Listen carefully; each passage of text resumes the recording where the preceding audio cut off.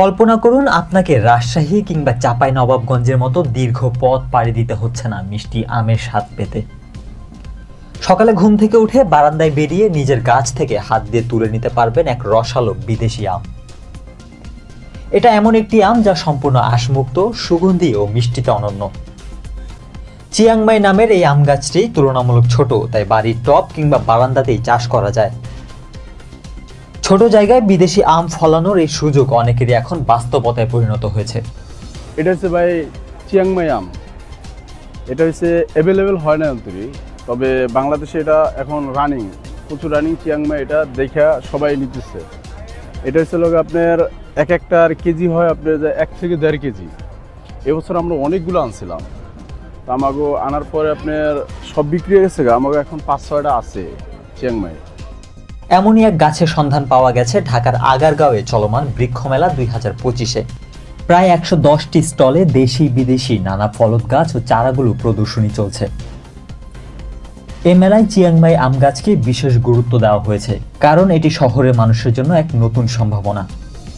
ছোট চারাগুলো টবে লাগিয়ে বাড়ির বারান্দায় চাষ করা যায়, যার দাম শুরু হয় 300 টাকা থেকে, আর বড় গাছের দাম 20,000 টাকা পর্যন্ত। এই চিয়াংমাই আমটা হচ্ছে ছোট চারা আছে, ছোট চারাটা আমরা 300 টাকা বেশি, এবং হাফ বস্তা আছে ওইটা আমরা 1000 টাকা বেশি। আর এটা যেহেতু আমরা 5-6 বছর পালছি, আমরা অনেক দাম চাই, তবে 20,000-এর নিচে এটা ছাড়বো না আশা করি আমরা। চিয়াংমাই আম স্থানীয় জলবায়ুতে দ্রুত মানিয়ে নিচ্ছে।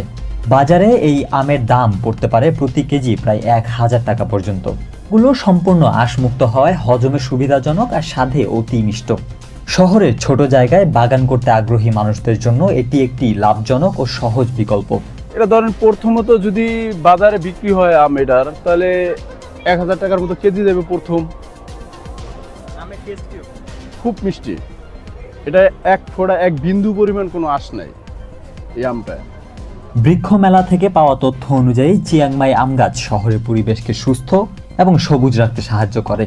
ছোট জায়গায় টবে চাষ করা হলেও এটি ভালো ফলন দেয়, যা ব্যবসার সুযোগও তৈরি করেছে।